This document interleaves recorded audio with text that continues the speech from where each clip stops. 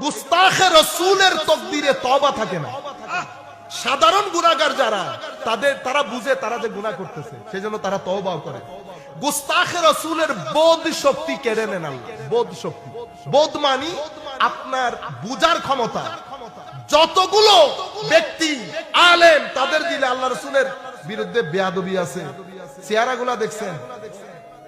এই চেহারাগুলা কি, আমি একটা প্রোগ্রামে গেছিলাম, প্রোগ্রামে আমি চিন্তা করতেছি কিরে এরা তো আমার বলছে অন্য কথা, এখানে স্টেজের মধ্যে হুজুর যারা বসে আছে এ তো সব অসম্ভব নুরি নুরি চেহারা।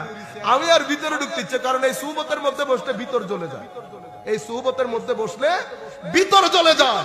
হযরত ইয়াহইয়া বিন মুআজ বলেছেন, বেটা তিন ধরনের মানুষের সুহবতে কখনো বসবি না। একজন হচ্ছেন জাহেল সুফি, মানে বন্ডপীর।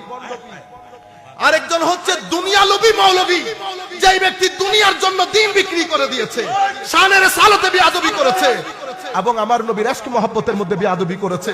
বড় বড় মানুষকে খুশি করতে গিয়ে, একটা দেশকে খুশি করতে গিয়ে ইয়াবি উদিনাহু বিআরাদিন মিনাদ দুনিয়া, সামান্য 2 টাকার জন্য দিন বিক্রি করে দিয়েছে। সেই ধরনের মৌলবীর সাথে বসতে নিষেধ করেছে।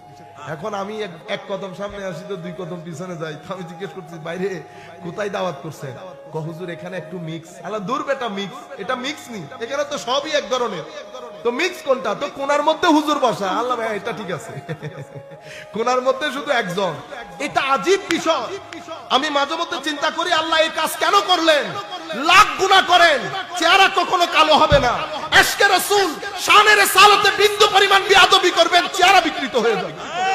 গ্যারান্টির সাথে বলছি, চেহারা বিকৃত হবে।